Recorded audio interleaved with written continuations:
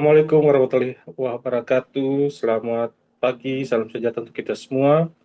Halo Sobat SN dimanapun berada, selamat datang kembali di podcast CPNS Berbisik, Shh, Berbincang Asik. asik.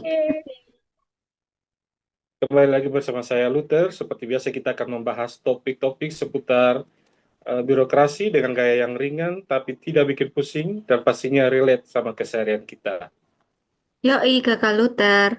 Pagi-pagi ngopi, ngeteh, paling pas sambil dengerin kita nih.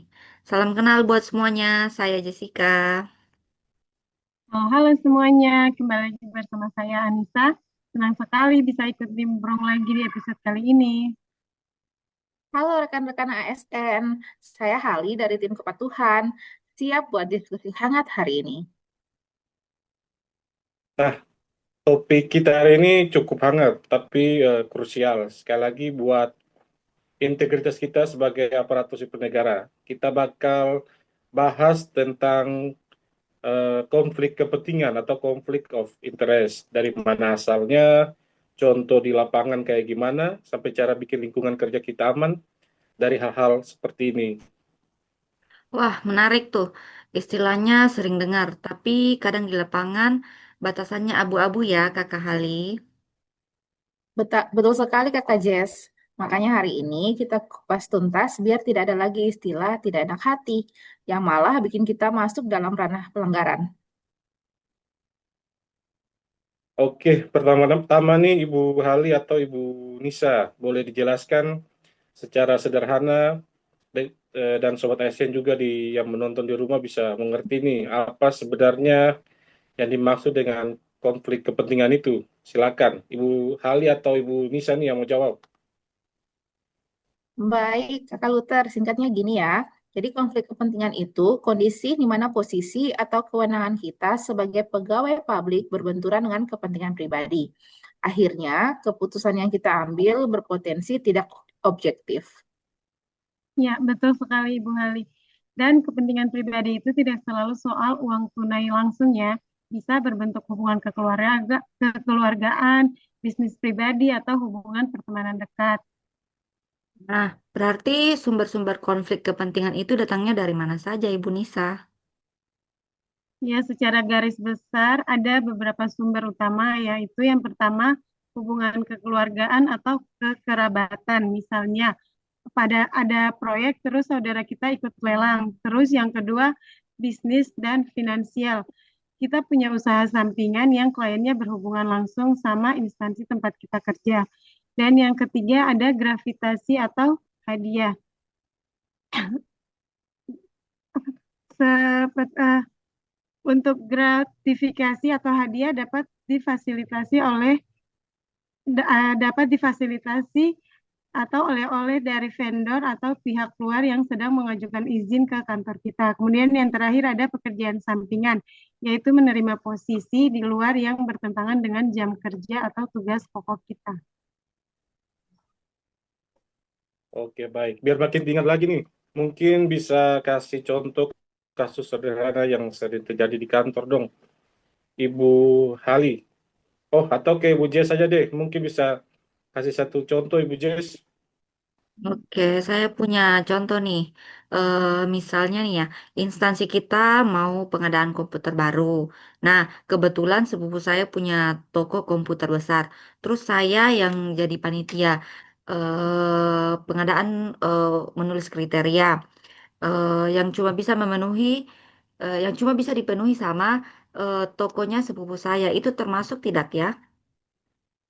Waduh, itu jelas sekali ya Kakak Jess, termasuk dalam konflik kepentingan ya, yang harusnya memilih vendor kan harusnya instansi, yang harusnya instansi memilih juga kan vendor yang paling terbaik nih secara fair, tapi malah memilih vendor karena ada hubungan darah dan itu menyebabkan keuntungan finansial bagi keluarga Kakak Jess. Ya, atau contoh lain yang lebih halus deh, misalnya ada pemohon izin datang bawa makanan kotak enak sekali buat satu ruangan sambil nanya, Mas, berkas saya tolong dipercepat ya. Nah, pemberian yang ada udang di balik batu kayak gini tuh cikal bakal konflik kepentingan kalau kita jadi merasa terhutang jasa gitu, Kak. Ah, Benar sekali ya. Karena itu kita merasa tidak enak hati gara-gara makanan atau oleh-oleh kecil lah. Padahal itu bisa merusak nih netralitas kita ya. Tapi Ibu Nisa jujur ya, di kebudayaan kita kan ketimuran sekali nih. Sifat segan atau tidak enakan sama atasan atau teman itu kuat sekali. Gimana cara membangun lingkungan kerja yang sadar sama isu ini biar tidak kaku terhadap akuntabel, tapi tetap akuntabel? Ya, kuncinya ada sistem dan budaya kultur. Kita tidak bisa cuma mengandalkan imbalan moral masing-masing orang. Bikin lingkungan kerja yang kondusif itu butuh tiga hal utama. Yang pertama ada komitmen pimpinan. Pimpinan harus memberi contoh.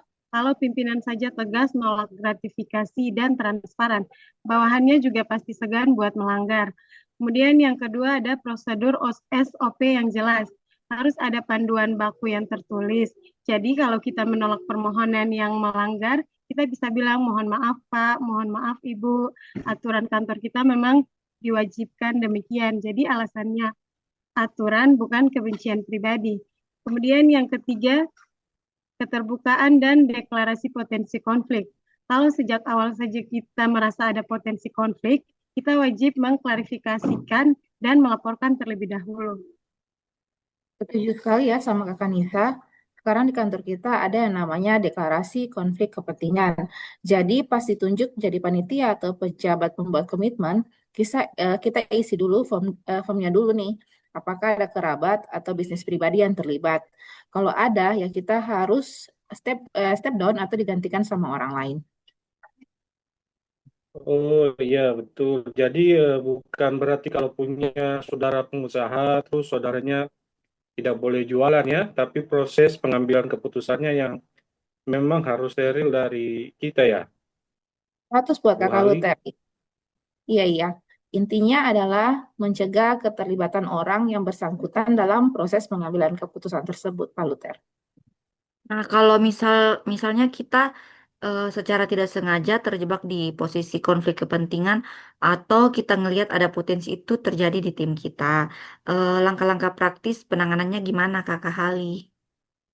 Jadi ada 4 langkah praktis ya Kakak Jess yang bisa kita terapkan. Yang pertama, identifikasi. Jadi sadari dulu apakah posisi saya sekarang ada potensi benturan kepentingannya. Yang kedua, deklarasikan atau laporkan. Jadi bicarakan secara terbuka ke atasan langsung atau ke unit kepatuhan internal. Jangan disembunyikan. Yang ketiga, penanganan atau mitigasi. Atasan nanti punya beberapa pilihan nih. Ada 3 misalnya. Yang pertama, pengalihan tugas yaitu menggantikan personel yang punya konflik kepentingan. Kemudian yang kedua, pembatasan akses yaitu membatasi akses informasi sensitif. Yang ketiga, penyusunan tim independen jika memang ilmunya cuma dimiliki orang tersebut. Kemudian yang terakhir, dokumentasikan. Jadi semua proses deklarasi dan penanganan harus tercatat secara resmi. Ya, dan ada satu lagi nih Kak yang tidak kalah penting, yaitu manfaatkan kanal pelaporan. Kalau kita lihat ada pelanggaran konflik kepentingan yang disengaja dan ditutup-tutupi, jangan takut untuk melapor melewat sistem pelaporan internal yang dijamin kerahasiaannya. Oke, Bu Nisa, berarti intinya adalah transparansi ya, Bu Nisa. Ya, Jadi transparansi itu penting. Eh, untuk Kakak Hali juga ya, berarti lebih baik jujur di awal daripada ketahuan dan kena sanksi di akhir. Itu. Jadi Ibu Jess, Ibu Nisa sama Ibu Hali tidak terasa nih sudah 10 menit ya. Lebih kita ngobrol-ngobrol. Seru sekali di hari ini, luar biasa insight yang kita dapat. Ibu Jess mungkin ada yang mau disampaikan atau ada pesan yang penting yang bisa diambil dari podcast ini tidak? Baik, Kakak. Yang paling nempel di saya, tidak enak hati itu wajar sebagai manusia. Tapi integritas kita sebagai ASN itu nomor satu. Kalau ada potensi konflik kepentingan, tinggal kita laporkan ke atasan. Beres dan tenang kerjanya. Seperti ya, itu. cakep Kak.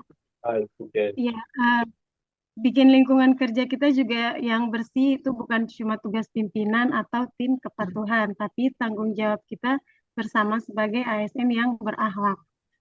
Ya, benar sekali ya teman-teman. Ingat ya teman-teman, transparansi itu bukan buat untuk menyusahkan kita, bukan dibuat untuk menyusahkan kita, tapi justru melindungi diri kita dari masalah hukum ke depannya. Seperti itu. Oke, baik. Mantap deh kalau begini. Terima kasih banyak Bu Nisa, Ibu Hali atas penjelasannya yang super keren. Terima kasih juga nih buat Bu Jess dan tentunya untuk seluruh Sobat ASN yang sudah menonton dan mendengarkan podcast kita di hari ini. Sama-sama Kakak, jangan lupa buat terapkan di unit kerja masing-masing ya. Siap Kak Jess, Oke, Kak Luther. sampai jumpa di episode podcast berikutnya. Tetap semangat melayani bangsa dengan jujur dan profesional. Makasih, Terima kasih Bu Bye Hali, bye-bye. Bu Nisa, semuanya. Ibu Jess. Sampai ketemu Makasih Kak lagi. Luther, Kak Sampai Jess, jumpa di Kak podcast Lisa. berikutnya.